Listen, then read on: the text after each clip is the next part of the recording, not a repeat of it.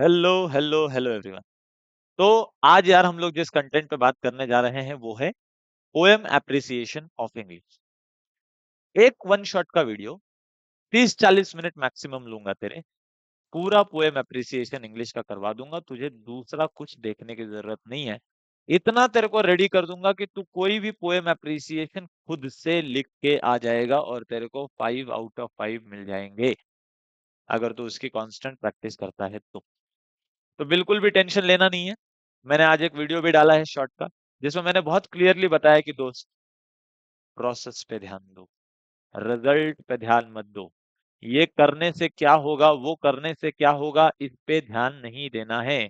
तुझे कंटेंट दिख रहा है, उसको अच्छे से कर ले, खत्म करके उसको साइड में रख दे। जब वक्त आएगा तब उसके रिवीजन अच्छे से कर लेना। आज से 90 डेज बचे हैं दोस्त तेरे पास। कुछ घंटों में 89 डे हो जाएगा।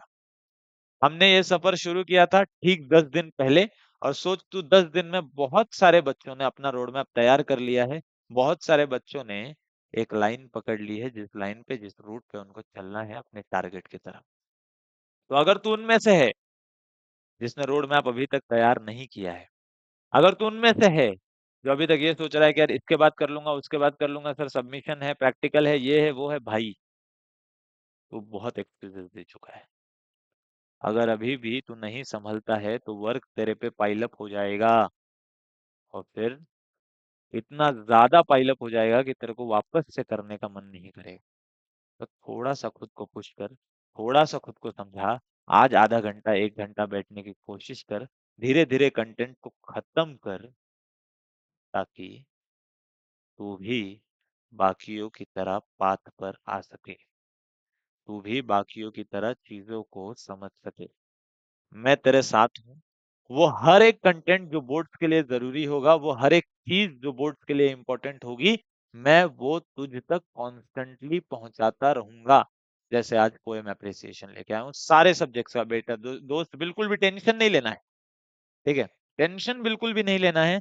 मैं यहीं पे हूँ, हर चीज समझाऊंगा, हर चीज बताऊंगा। जो भी तेरे को दिक्कत है तू कमेंट कर डाल, मैं यहीं पे हूँ। हर हर प्रॉब्लम का सोल्यूशन मिलेगा, ठीक है?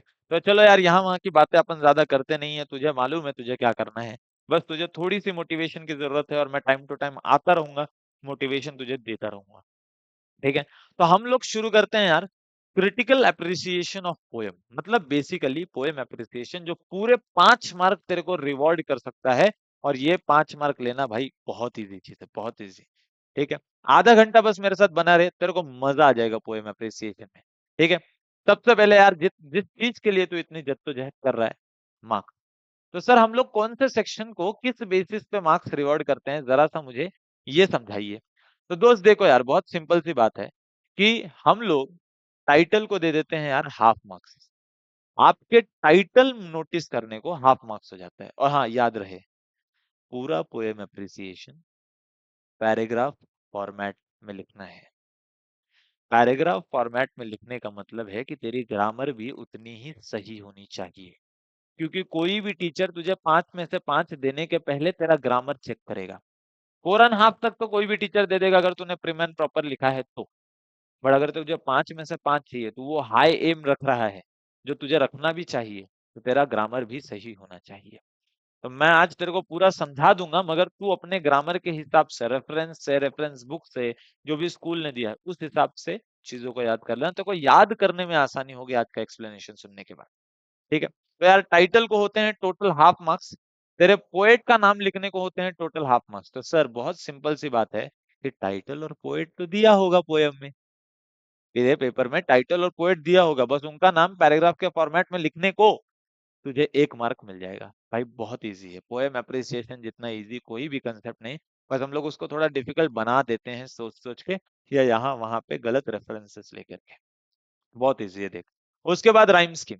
राइम स्कीम को टोटल, सर यहाँ पे ये कटा हुआ मत देखना, राइम स्कीम को टोटल तेरे 1 मार्क्स है। फिगर ऑफ स्पीच बताने के लिए तेरा 1 मार्क है। और सर, सेंट्रल आइडिया या थीम अगर तेरे को पोएम का बताना है, मतलब तेरे को अगर वो पोएम किस पे आधारित है, पोएम वो कोर मैसेज क्या देना चाहता है, क्या बेसिक रीजन था उस पोएम को लिखने के पीछे, क्या मोटिवेशन था, क्या चाहता है पोएट उस पोएम को लिखने के पीछे, वो बताने को तेरे को 2 मार्क। इस तरीके से दोस्त तेरा टोटल बाइफरकेशन आ जाता है 5 मार्क का। Title half mark, poet half mark, rhyme scheme for 1 mark, figure of speech for 1 mark, central idea या थीम फॉर 2 मार्क्स। इस तरीके से तेरा टोटल पैकेज ऑफ 5 मार्क्स हो जाता है। तो आजा, मार्किंग स्कीम तूने समझ लिया है। सबसे पहले पोएम की ओर बढ़ते हैं, तेरे चैप्टर के, तेरे बुक के। Where the mind is without fear, written by Rabindranath Tagore. यार रविंद्रनाथ टैगोर है ना, अपने आप में बहुत भारी है, बहुत बहुत मशहूर, बहुत आला आदमी। तो यार he was the first non European to win the Nobel prize in literature. दोस्तों जो इन्फॉर्मेशन दी है ना, ये अगर तू पोएम एप्रिसिएशन में डाल देगा ना, थोड़ा थोड़ा याद रख के, तो सामने वाले पे जो इम्पैक्ट पड़ता है ना, यार हाँ यार इस बंदे को ज्यादा मालूम है। तो इसकी वजह से जहां पे भी तेरा आधा एक कट भी रहा होगा ना, तो वो टीचर जब पढ़ेगा तो सोचेगा तुझे वो आधा और एक देने का। ये सब इम्पोर्टेंट है, because if you want to score a good marks. ठीक है। तो उन्होंने लिटरेचर उसमें लिखा था प्रार्थना में, that is also known as prayer in Bengali. तो टैगोर खुद ने गीतांजलि के लिए लिखा था, और उसमें से ये पोयम है, where the mind is without fear. तो यार तुमको इस स्लाइड से टाइटल पता चल गया, तुमको इस स्लाइड से पोएट का नाम पता चल गया। आगे आ जाओ भाई, थोड़ा सा लिटरेचर का एनालिसिस कर लेते हैं यार। ये पोएम टोटली फ्री वर्स में है। अब फ्री वर्स का मतलब क्या होता है सर, थोड़ा सा समझा दीजिए। भाई जिसको कोई भी रिदम नहीं है, जिसको कोई भी राइम स्कीम नहीं है। ठीक है। गाने में कैसा राइम स्कीम होता है, राइमिंग करता है ना वर्ड, लास्ट लास्ट वाले। तो इस पोएम में कोई भी राइमिंग वर्ड नहीं आएंगे, ये बोला गया वर्ड है। ठीक है। तो इसलिए इसको कहा जाता है कि सर ये फ्री वर्स है। जैसे जैसे पोएट के थॉट आते गए, वैसे वैसे उसने अलाइन किया है, और उन्होंने इस कंटेंट को बनाया है। That is why the poem is the reverse. अच्छा ये पूरा जो पोएम है सर, इसका जो मेन फिगर ऑफ स्पीच है वो अपोस्ट्रोफी है। Main figure of speech apostrophe है। पर सुन, तेरे को फिगर ऑफ स्पीच के लिए 1 मार्क दे रहे हैं, मतलब 1 मार्क के लिए टीचर एटलीस्ट एक्सपेक्ट करता है कि तू 2 फिगर ऑफ स्पीच लिखेगा।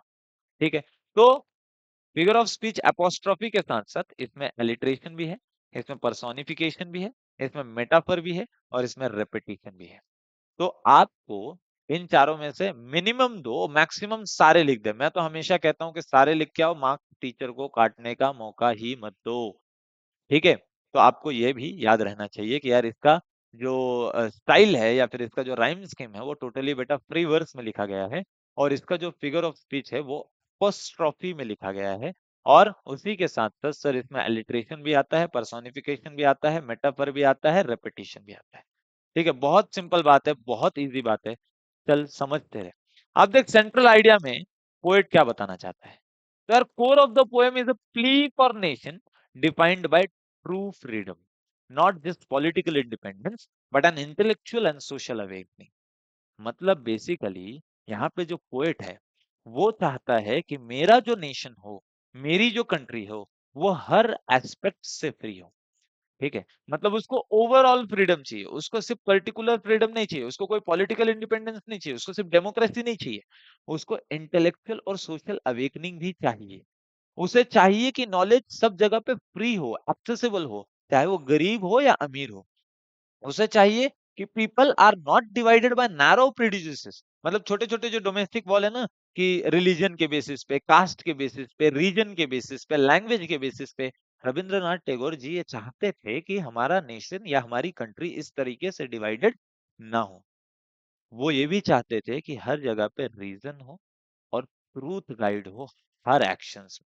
मतलब रीजन और ट्रूथ हम लोगों को गाइड करे हर एक्शन के लिए। मेरे पास हर एक्शन के लिए रीजन हो, मेरे पास हर एक्शन में ट्रूथ हो, जिससे मैं कह सकूं।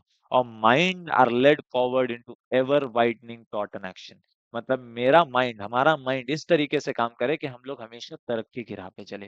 तो इस पर्टिकुलर पोएम में रविंद्रनाथ टैगोर बेसिकली गॉड से यही प्रे करते हैं कि यार मेरे नेशन को तू फ्रीडम दे, पर पर्टिकुलर फ्रीडम मत दे। मेरे नेशन को पर्टिकुलर फ्रीडम नहीं चाहिए, मेरे नेशन को पूरा परफेक्ट फ्रीडम दे, जहां पे सिर्फ पॉलिटिकल इंडिपेंडेंस ना हो, बट एक इंटेलेक्चुअल और सोशल अवेकनिंग भी हो, नॉलेज फ्री हो, पीपल डिवाइडेड ना रहे, यूनिटी बनी रहे, ट्रूथ रहे, और माइंड जो है वो हमेशा बड़ा सोचे, अच्छा करने का सोचे। It is a timeless hope for progressive, enlightened and truly free society.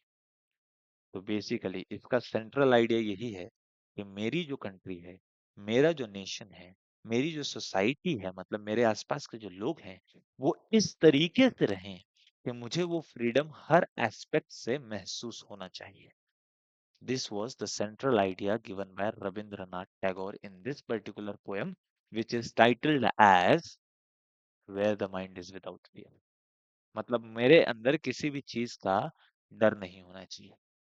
तो यार जब तू इसका पोएम अप्रिसिएशन, बहुत मजेदार पोएम है दोस्तों, इसको कभी फील लेके पढ़ना, सिर्फ पढ़ने के लिए मत पढ़. बहुत मजेदार, तेरे को हर एक लाइन समझ में आएगी इस पोएम की, तो तुझे फील होगा whatever we are going through in this nation. तुझे पता चलेगा कि हाँ यार, ये तो अपने नेशन की रियलिटी रियलिटी है, ये बहुत सारे नेशंस की रियलिटी है. तो यार जैसा कि मैंने बताया, टाइटल तेरे को पता चल गया, where the mind is without fear. तेरे को पोएट पता चल गया है रविंद्रनाथ टैगोर जी. तेरे को राइम स्कीम पता चल गया कि ये फ्री राइम्स की फ्री वर्स में लिखा है. तेरे को फिगर ऑफ स्पीच पता चल गया कि सर ये apostrophe, alliteration, personification, metaphor, repetition से बना हुआ है.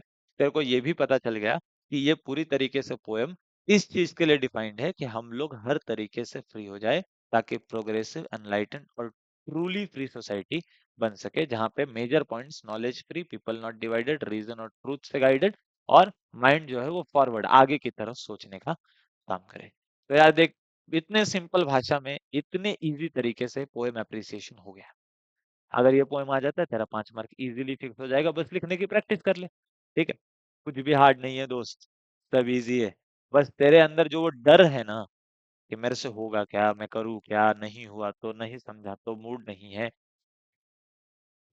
सब निकाल दे, अपने आप काम होने लगेगा. ठीक है. आ जाओ यार, दूसरा पोयम, जो यार मेरे टाइम पे मेरा one of the favourite poem हुआ करता था, all the world a stage.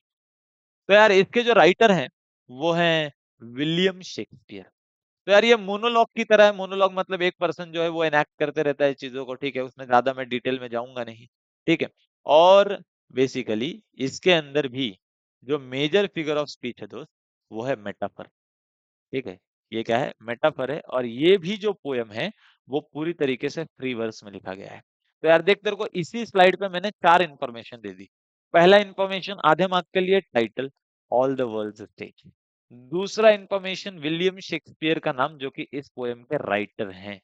तीसरा इंफॉर्मेशन मैंने तेरे को बता दिया कि यार ये पोयम पूरी तरीके से फ्री वर्स में लिखा गया है, जैसे रविंद्रनाथ टैगोर जी का where the mind is without fear. तो देखो ये तो पता चल गया कि सर हमारे सिलेबस में अभी तक 2 पोयम जो है वो फ्री वर्स में पाए गए हैं. और यार इनके अंदर जो फिगर ऑफ स्पीच यूज होने वाला है वो है मेटाफर. सर उसी के साथ साथ अलिटरेशन और इमेजरी भी इसमें यूज हुआ है. तो अगर तू लिखने जाएगा तो तू लिख देना कि the figure of speeches used in this poem is alliteration, imagery and metaphor. ठीक है. तो यार बेसिकली बहुत सुंदर पोएम है, जहां पे हम लोगों को वर्ल्ड एक स्टेज की तरह दिखाया हुआ है, जहां पे आदमी स्टेज पे जाता है, यानी कि इस दुनिया में आता है, और अलग अलग अलग अलग एक्ट करता है, अलग अलग रोल प्ले करता है. पहले वो इन्फेंट होता है, फिर थोड़ा थोड़ा बड़ा होता है, यंग होता है, एडल्ट होता है. हर एक चीज के बारे में ना बहुत ब्यूटीफुली पोर्ट्रे किया गया है. ठीक है. बेसिकली उनको ये बताना था कि the world is a stage and all the people are merely actors playing their part. अगर तुम ब्रॉड पर्सपेक्टिव पे सोचोगे ना, तुमको वही लगेगा कि यार ये बहुत बड़ा स्टेज है, जहाँ पे है ना हर इंसान अलग अलग एक्ट कर रहा है. उसको जो रोल दिया है ना, वो उस रोल में इतना पूरी तरीके से खो गया है कि यार वो एक्ट कर रहा है. वैसे एक बहुत अच्छा एक्टर क्या होता है, जो पूरी तरीके से अपने रोल में खो जाए. तो विलियम शेक्सपियर ने ये देखा, सोचो उस बंदे का थॉट सोचो, ये देखा कि ये वर्ल्ड एक बहुत बड़ा स्टेज है, जहाँ पे हर किसी को कोई ना कोई रोल देके भेजा हुआ है, और वो उस रोल को इस तरीके से निभा रहा है कि वो टोटली भूल चुका है कि दुनिया भी एग्जिस्ट करती है, स्टेज भी एग्जिस्ट करता है. ठीक है. वो लोग बस लगे हुए हैं अपने लाइफ में. That was the main core of this poem which William Shakespeare wants to tell us. ठीक है. यार आगे आ जा. सेंट्रल आइडिया देख यार, the 7 ages of human being दिया, 7 एजेस ऑफ मैन दिया यहाँ पे. The poem central theme is the circular journey of human life, broken down into 7 distinct ages, like acts in the play. acts में कैसा chapter होता है. हम लोगों ने मूवी देखा है कि पहले बच्चा होता है, फिर वो धीरे धीरे बड़ा होता है. मूवी में कहता है भागते भागते बच्चा बड़ा हो गया. तो यहाँ पे तो ऐसा नहीं होता है, यहाँ पे तो पूरा डिटेल प्रोसेस है भाई. ठीक है. तो ये क्या सजेस्ट करता है poem?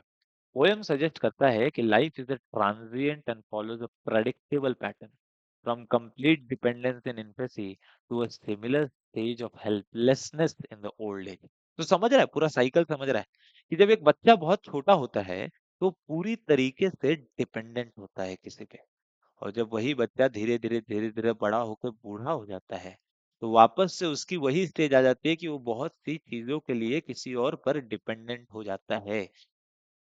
That is why William Shakespeare said that it is the circular journey of the human life. उन्होंने हर चीज के बारे में बताया, उन्होंने बताया कि यार किस तरीके से इन्फेंसी होती है, किस तरीके से फिर वो बच्चा बड़ा होकर स्कूल जाने लगता है, किस तरीके से उसको फिर उसका पहला प्यार मिलता है, किस तरीके से वो अपने हर एक लड़ाई से लड़ता है, हर एक अपने चैलेंजेस से लड़ता है, किस तरीके से वो अपने एक्शंस को और अपने एक्शंस से दूसरों को जस्टिस प्रोवाइड करता है, किस तरीके से फिर वो ओल्ड एज में आता है और ओल्ड एज में विलियम शेक्सपियर कहते हैं कि उसका सेकेंड चाइल्डहुड स्टार्ट हो जाता है। और तू समझ भी सकता है कि जैसा डिपेंडेंसी इन्फेसी में था उसी तरीके का एग्जैक्ट डिपेंडेंसी सेकंड चाइल्डहुड यानी कि ओल्ड एज में आ जाता है। अगर तूने बहुत पास से बहुत करीब से किसी को ऑब्जर्व किया होगा तो तुझे बात समझेगी कि यार बच्चा जितना डिपेंडेंट होता है यंग एजेस में उतना ही एक बूढ़ा भी डिपेंडेंट, ओल्ड गाय भी डिपेंडेंट होता है बहुत सारी चीजें करने के लिए। यार की टेक अवे क्या है? की टेक अवे यही है सर कि humans are temporary participant on the world stage, each playing their assigned role before making their final exit. इतनी सिंपल बात है बस। इतनी सिंपल बात विलियम शेक्सपियर ने बता दिया हमको कि यार दुनिया पूरी तरीके से गोल है, ह्यूमन लाइफ पूरी तरीके से गोल है, हर इंसान इस स्टेज में आता है, अपना रोल करता है, अपनी अदाकारी दिखाता चला जाता है। कुछ लोगों के रोल इतने ब्यूटीफुल होते हैं कि उनको सदियों तक याद रखा जाएगा, एग्जाम्पल रतन टाटा का ले लो। और कुछ लोगों का रोल उतना कुछ खास होता नहीं है तो उनको आसपास के गांव कुनबा कस्बा जो भी है वो याद रखते हैं। अब आप डिसाइड करो कि आपको क्या करना है। Every poem has something other in the motivation form. ठीक है, मजेदार पोएम है, ये भी आप पढ़ो। तो यार मैं एक बार एक और बार रिवाइज कर देता हूँ कि हमको सबसे पहले पता चल गया कि यार all the world stage poem का नाम है। दूसरा हमको पता चल गया सर इसके राइटर विलियम शेक्सपियर है। तीसरा हमको पता चल गया कि सर ये पोएम पूरी तरीके से फ्री वर्स में लिखा हुआ है। तीसरा हमको पता चल गया कि सर इसमें मेटाफर एलिट्रेशन इमेजरी जैसे फिगर ऑफ स्पीचेस यूज हुए हैं।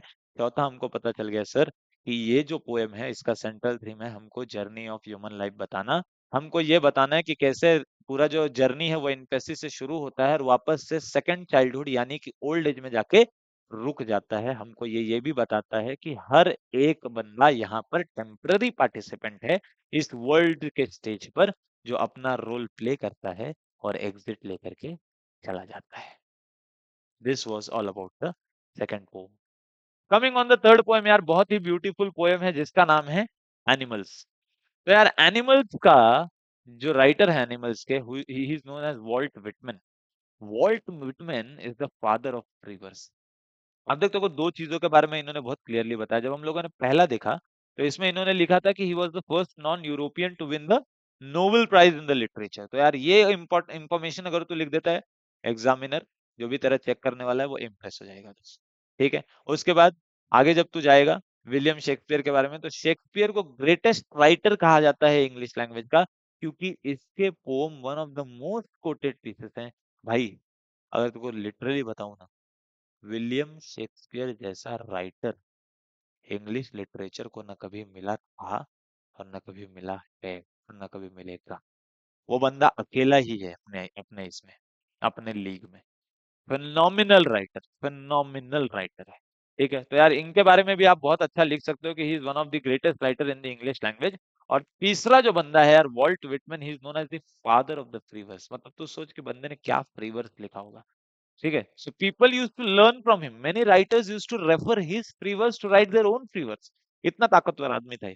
ठीक है, तो अगेन अगर ये father of the free verse है तो एनिमल पोएम कैसी होगी? फ्री वर्स में लिखी है दोस्तों। देख तीन पोएम लगातार, where the mind is without pay, all the world stage और एनिमल्स, तीनों पोम फ्री वर्स में लिखी जाने वाली पोएम है। इसके अंदर क्या क्या है बेटा? रिपीटेशन यूज हुआ है, एलिट्रेशन यूज हुआ है पोएटिक इफेक्ट के लिए।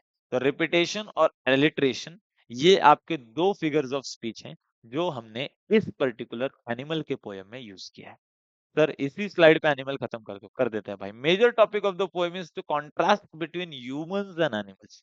ठीक है, तो राइटर जो है वो देखता है, वो ऑब्जर्व करता है यार ह्यूमंस कैसे हैं और एनिमल्स कैसे हैं। पोएट एडमायर कर रहा है एनिमल की सिंप्लिसिटी को, एनिमल के पीसफुलनेस को, एनिमल के कंटेंटमेंट को। जिस तरीके से ह्यूमंस होते हैं ना दोस्त, की ग्रीडी हो जाते हैं, अनहैप्पी हो जाते हैं, अलग ही गिल्ट लेके बर्डन चल रहा है। आदमी के जीवन में कुछ नहीं है इस बात का भी टेंशन है, कुछ है इस बात का भी टेंशन है, सब कुछ है इस बात का भी टेंशन है। एनिमल को देखो यार, मस्त मौला आदमी है, एकदम मस्त मजे कर रहे हैं एनिमल। ठीक है, तो पोएट इन बेसिक बातों को कंपेयर करता है।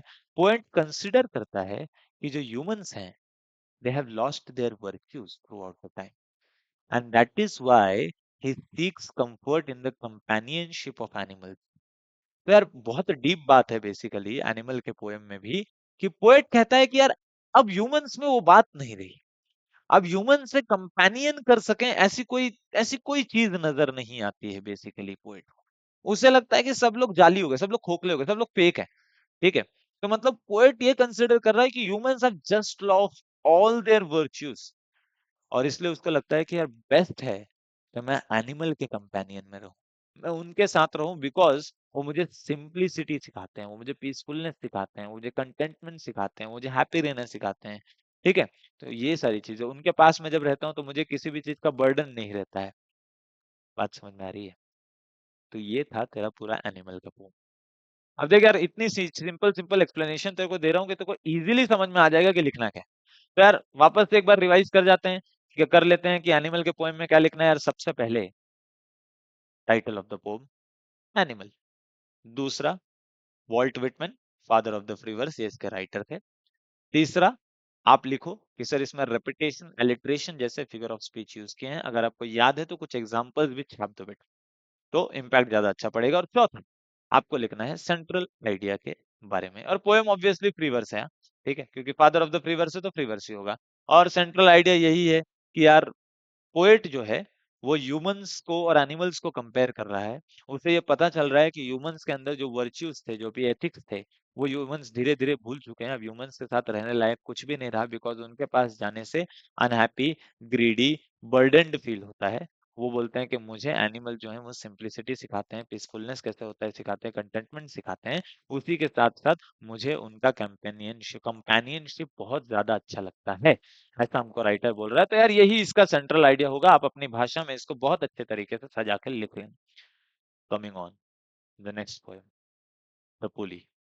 यार पुली 10th स्टैंडर्ड में मैंने सिखाया था, हमारा एक पुल का प्रोजेक्ट था, तो उसमें पुली मैंने चैप्टर सिखाया था। और जब मैंने ये सिखाने की कोशिश की, at that time I understood the importance of this lesson, importance of this pome. ठीक है, बहुत ब्यूटीफुल पोएम है। मैं हमेशा कहता हूँ कि यार ये पोएम पढ़ना चाहिए और समझना चाहिए। ठीक है, पोएम अप्रिसिएशन एक अलग साइड में है, इसका मीनिंग अलग साइड में है, 5 मार्क अलग साइड में, मगर इसका मीनिंग है ना, बहुत डीप है दोस्त। लोग बोलते हैं ना हमारे लाइफ में बहुत प्रॉब्लम है, हमारे लाइफ में बहुत दुख है, हमारे लाइफ में दुख आते रहते हैं, ये भगवान हमारी सुनता ही नहीं है, क्यों पता नहीं दुख देता रहता है, मैं तो सबके साथ अच्छा कर रहा हूँ। तो उसका आंसर दिया है इस पोएम में। यार ये पोएम का नाम है द पुली। पुली आप लोगों ने देखा होगा है ना, वो पानी निकालता है, तो नहीं कि वो एक गोल चौक होता है जिसको पानी निकालते निकालते निकालते निकालते वो घूमते रहता है, उसको पुली कहा जाता है। ठीक है, तो यार ये जो पोएम है पुली, इसको लिखने वाले जो इंसान है वो है George Herbert. George Herbert was a Welsh poet known for his metaphysical poetry. Metaphysical poetry मतलब जो कॉम्प्लेक्स स्पिरिचुअल आइडियाज को कंपैरिजन के थ्रू बता देता है। पोएम के अंदर स्ट्रक्चर है दोस्त, ये पहला पोएम है जिसको राइम स्कीम आ गया, और इसका राइम स्कीम है ए बी ए बी ए, जो इसको सॉन्ग लाइक क्वालिटी देता है।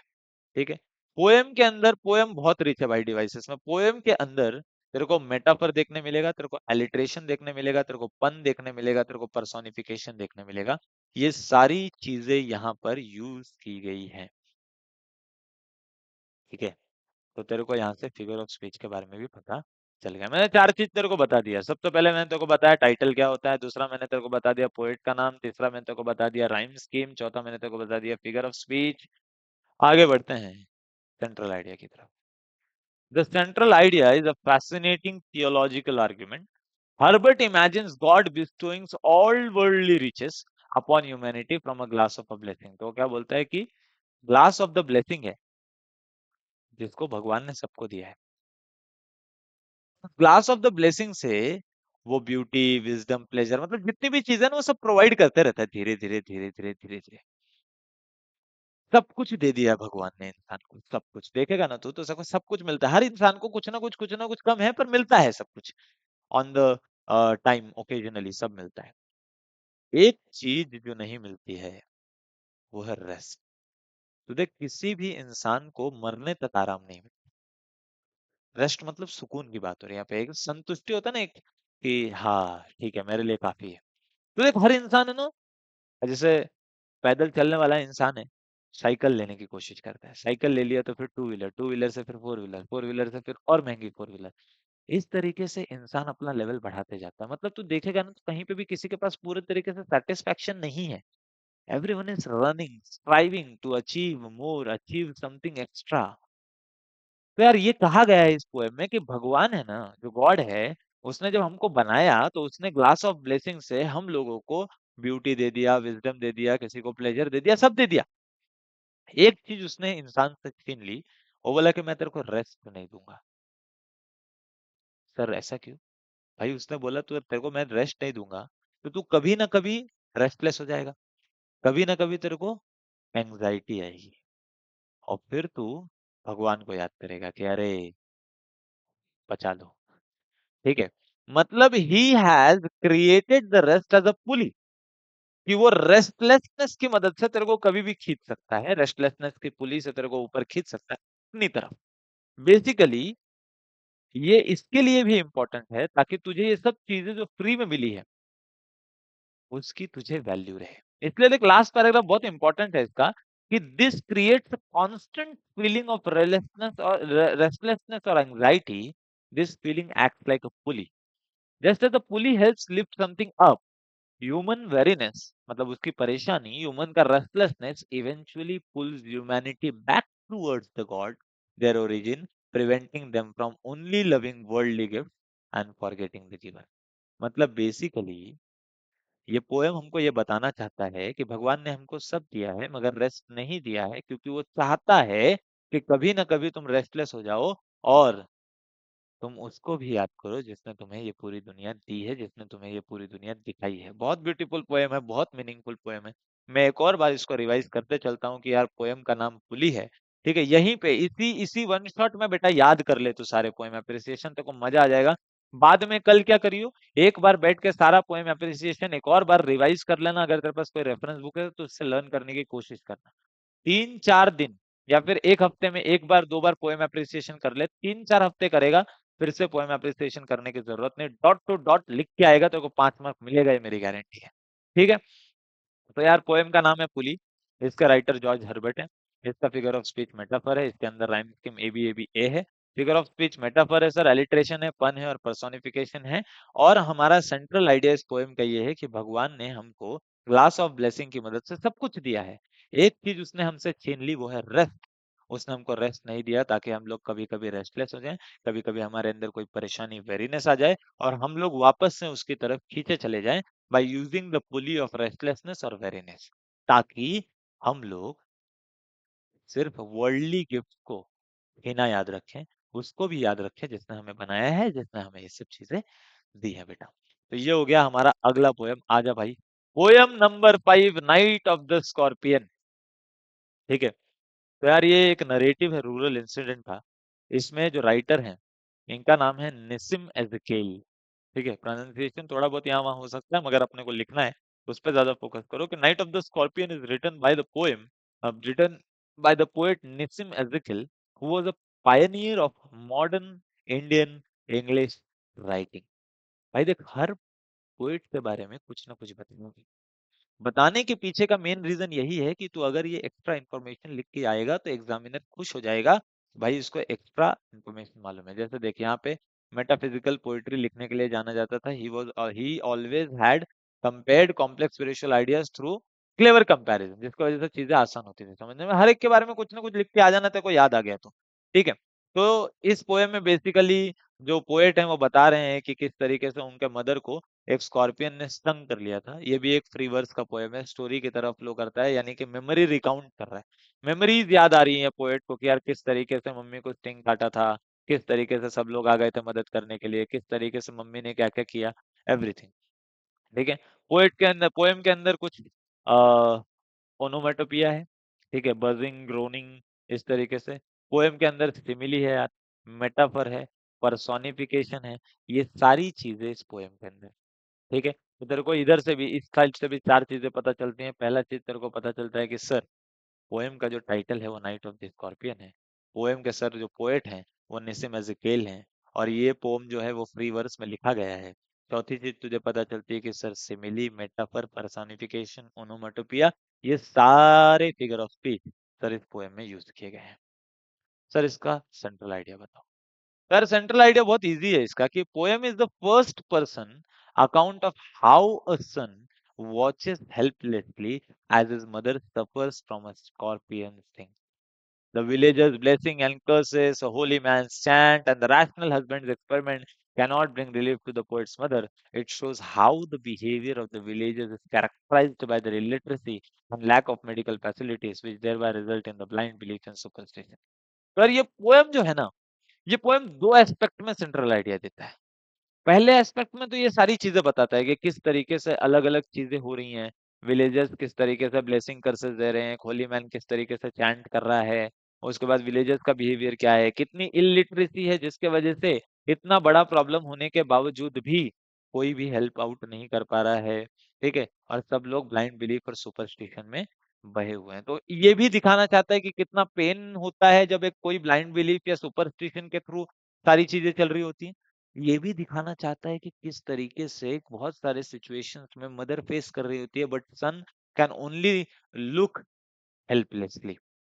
उसके बाद और एक है कि यार, Nissim Ezekiel's night of scorpion is a strong at simple statement on the power of self effacing love.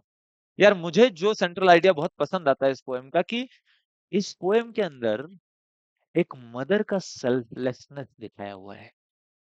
ये दिखाया है कि किस तरीके से एक मदर इतना सब कुछ सहने के बाद भी एक सेल्फलेस अफेक्शन, एक सेल्फलेस लव रखती है। And that is clearly seen from the statement written in your poem, that thank God the scorpion picked on me and spared my children. बहुत बहुत इंपॉर्टेंट लाइन, बहुत डीप लाइन है दोस्त ये, कि यार मदर इतना स्ट्रगल करने के बाद भी जब उसको रिलीफ मिलता है तो सबसे पहली चीज वो ये नहीं बोलती कि मैं बच गई, या ये नहीं बोलती थी कि मैं मर जाती तो क्या होता। ये बोलती है कि यार, अच्छा हुआ इस स्कॉर्पियन ने मुझे काटा, मेरे बच्चों को नहीं काटा। So this is the central idea of this poem, and that is why I basically love this poem. आप लोगों ने भी इसे सुनना चाहिए, समझना चाहिए, बेहतरीन पोएम है। तो यार, ये था इसका सेंट्रल आइडिया। मैं एक और बार ये पोएम को पूरा अच्छे से रिवाइज करवा देता हूँ कि यार सर, पोएम का टाइटल है night of the scorpion. Poem को लिखा है निसिम एज़ेकिएल ने, जो कि पायनियर है मॉडर्न इंडियन इंग्लिश राइटिंग के। और तीसरी चीज सर, ये पोएम फ्री वर्स में लिखा गया है। चौथा सर, इसके अंदर ओनोमोटोपिया, सिमिली, मेटाफर, पर्सोनिफिकेशन, अलग अलग फिगर ऑफ स्पीच यूज किए गए हैं। सर, इसका सेंट्रल आइडिया सबसे पहले तो बताया गया है, किस तरीके से एक बेटा अपनी माँ को हेल्पलेसली देख रहा है जब वो उसको हेल्प नहीं कर सकता। दूसरा, हमको ये भी दिखाया गया है कि किस तरीके से विलेजेस वगैरह में सुपरस्टिशंस और ब्लाइंड बिलीफ्स के चक्कर में बहुत सारे लोगों को प्रॉपर ट्रीटमेंट नहीं मिलता, स्ट्रगल करना पड़ता है। और तीसरा, मेरा फेवरेट सबसे इंपॉर्टेंट चीज ये बताया गया है कि किस तरह मदर जो है, ये जो स्ट्रक्चर है, मदर जो पर्सनालिटी है, ये किस तरीके से कितनी सेल्फलेस हो सकती है। और वो हमको दिख के आता है by the statement, thank God for scorpion picked on me and spared my children. तो ये हो गया यार नाइट ऑफ द स्कॉर्पियन। अब आते हैं यार अगले पोएम पे। लास्ट के दो तीन पोएम बचे हैं, फटाफट देख ले भाई, मजा आ जाएगा तेरे को। The will to win. ठीक है, द विल टू विन भाई, ये मोटिवेशनल पोएम है जो मैं तुझे पिछले 9 दिन से देने की कोशिश कर रहा हूँ। वही तेरे टेक्स्ट बुक में भी प्रेजेंट है, और देख, एंड की तरफ प्रेजेंट है। मतलब टेक्स्ट बुक बनाने वाला भी जानता है कि तुझे इस मोमेंट पे मोटिवेशन की जरूरत है। बात समझ रहा है? यार, अपने सेल्फ डाउट्स को साइड में रख, सब तेरे पे भरोसा कर रहे हैं, तू क्यों नहीं कर रहा खुद पे? उठ, बुक निकाल, पढ़ाई करना शुरू कर, तेरे को मजा आएगा। हम लोग यहीं पे है, तेरे साथ है, बहुत सारे लोग हैं तेरे लिए। तो यार, इसके जो पोएट हैं वो है बर्टिन ब्रैली, वो अमेरिकन पोएट हैं। He was always known for his optimistic यानी पॉजिटिव थॉट्स और मोटिवेशनल वर्स। ये भी यार फ्री वर्स में लिखा हुआ है। ठीक है, और इसके जो की डिवाइसेस हैं वो इफ वगैरह वगैरह हैं। ठीक है, और इसमें भी बहुत सारे क्या बोलते हैं, फिगर ऑफ स्पीच हैं। तू एक बार इसको, फिगर ऑफ स्पीच को थोड़ा सा गो थ्रू कर ले। इसमें तेरे को एलिट्रेशन मिल जाएगा, रेपिटेशन मिल जाएगा। आप एक बार पोएम को गो थ्रू करो, आपको चीजें समझ में आ जाएंगी। यार, ये एक ब्लूप्रिंट है सक्सेस का।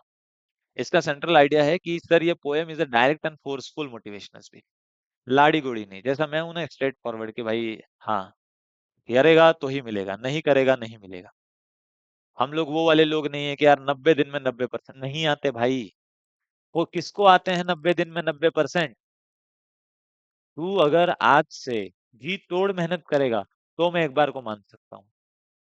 मेहनत करना पड़ेगा दोस्त। तू उन लोगों के भरोसे मत रहे जो 30 दिन पहले आएंगे और बोलेंगे कि लास्ट 30 डेज एंड स्कोर 90%। नहीं, ये सब उन लोगों के लिए एप्लीकेबल है जो पिछले 3 4 5 महीनों से पढ़ाई कर रहे हैं। तेरे जैसे लोगों के लिए, मेरे जैसे लोगों के लिए हमको आज से शुरू करना पड़ेगा।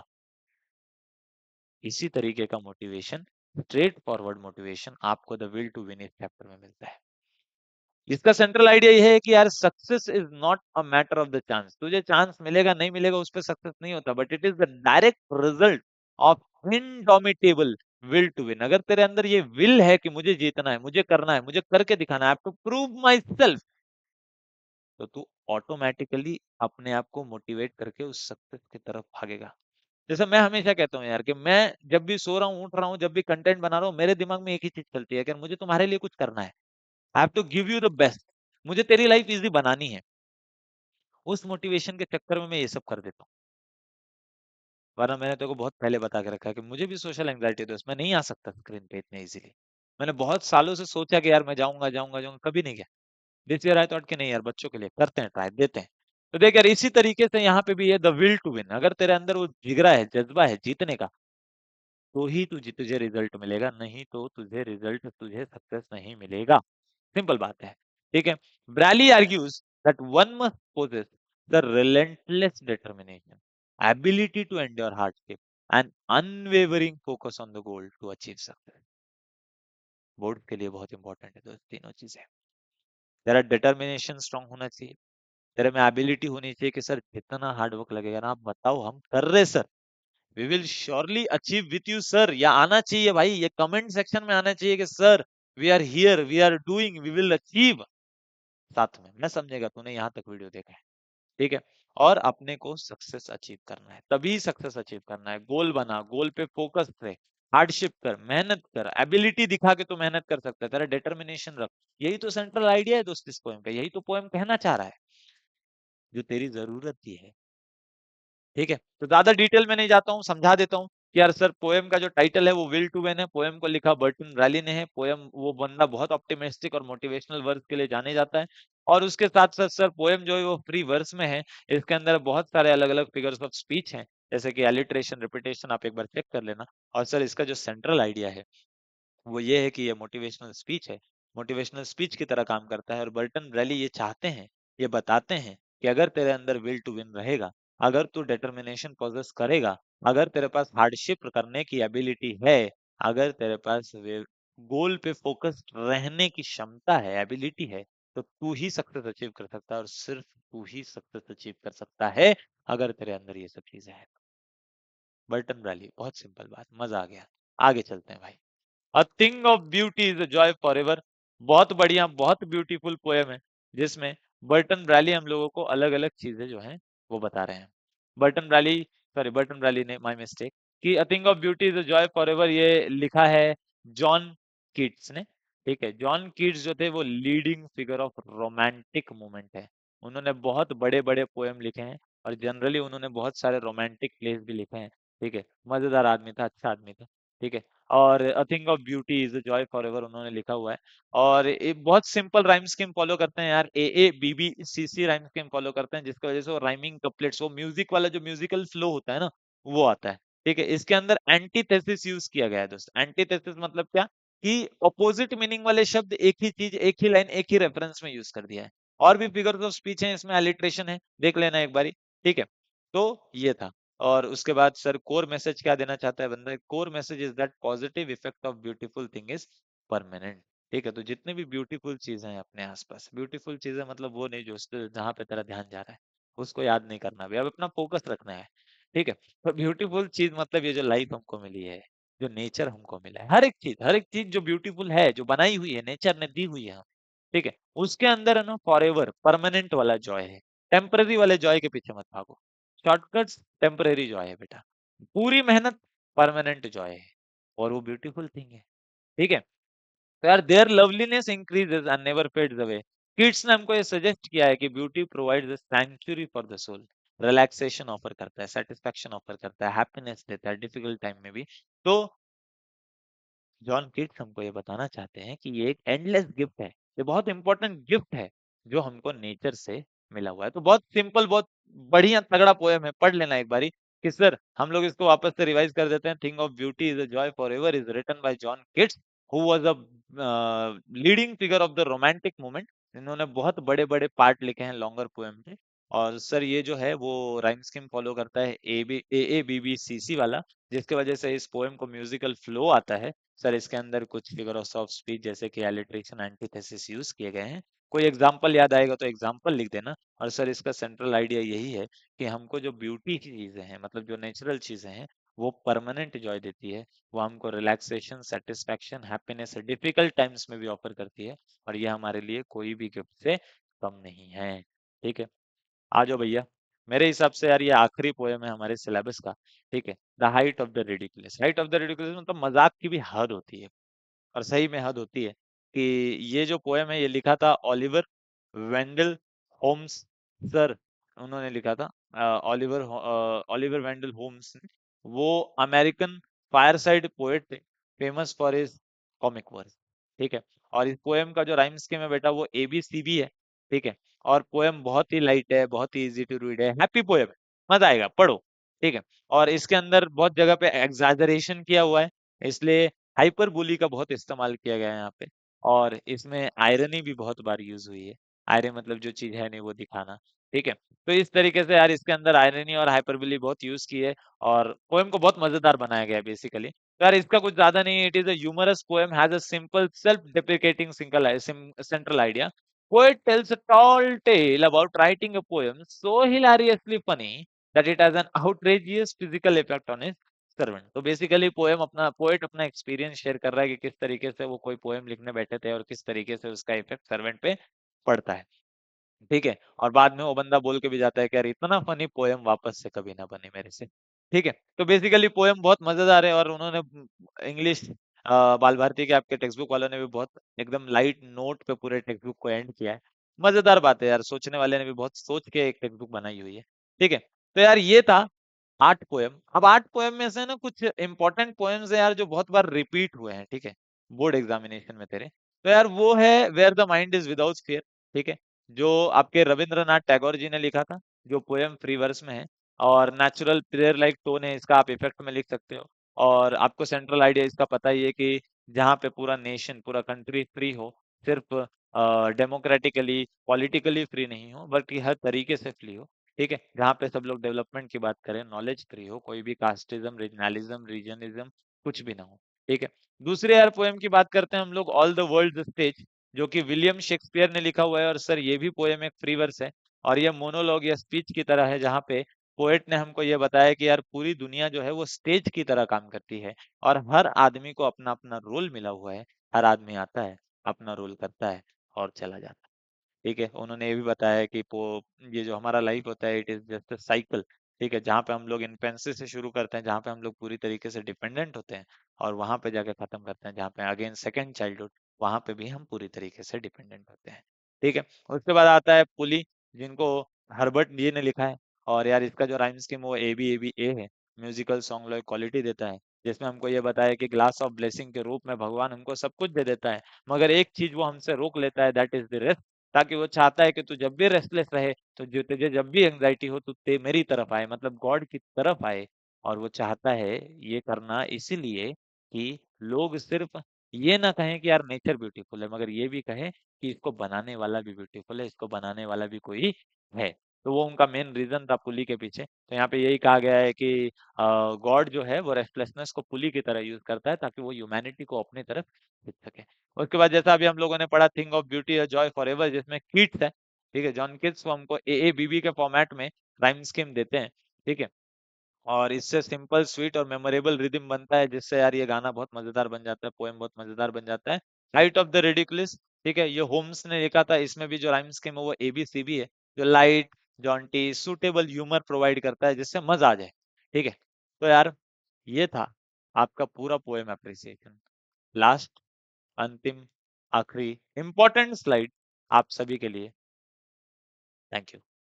ठीक है, तो यार इसी तरीके से हम लोगों ने पूरा पोएम एप्रिसिएशन इस 25 30 35 मिनट की वीडियो में खत्म किया, और भाई बहुत डिटेल में बहुत अच्छे तरीके से तेरे को पूरा एप्रिसिएशन वन शॉट में करवा दिया है। टेंशन लेने की बात ही नहीं है, मैं तो शुरुआत से बोल रहा हूँ, मेरे साथ बस बना रहे, दोस्तों को शेयर कर दे, उनको बोल भाई ये चैनल को सब्सक्राइब कर डालो, लाइक वाइक नहीं करेगा तो भी चलेगा, सब्सक्राइब करो, क्योंकि हर एक नोटिफिकेशन तुझ तक पहुंचना जरूरी है। वीडियो पूरा देखो, क्योंकि कंटेंट तेरे तक देखना बहुत जरूरी है। 99 डेज का स्ट्रगल, 99 डेज का वॉर, पूरे 99 डेज एक एक दिन तेरे साथ बना रहूंगा, पेपर एंड होने तक तेरे साथ हूँ दोस्त। टेंशन लेने वाली कोई बात नहीं है, कंटेंट देखते रहो, पढ़ाई शिद्दत के साथ करते रहो। आज ही एक बात बताइए, प्रोसेस पे फोकस करो, रिजल्ट पे नहीं। मिलते हैं अगले वीडियो में, ख्याल रखो अपना, मौसम बहुत ज्यादा बदल रहा है, ख्याल रखना भी जरूरी है, एक दिन का भी नुकसान बहुत बड़ा नुकसान होता है। मैं बैक बेंचर स्टडी रूम आप लोगों को रजा लेते हैं अभी, मिलते हैं आपसे अगले वीडियो में नए कंटेंट के साथ। Thank you so much for watching.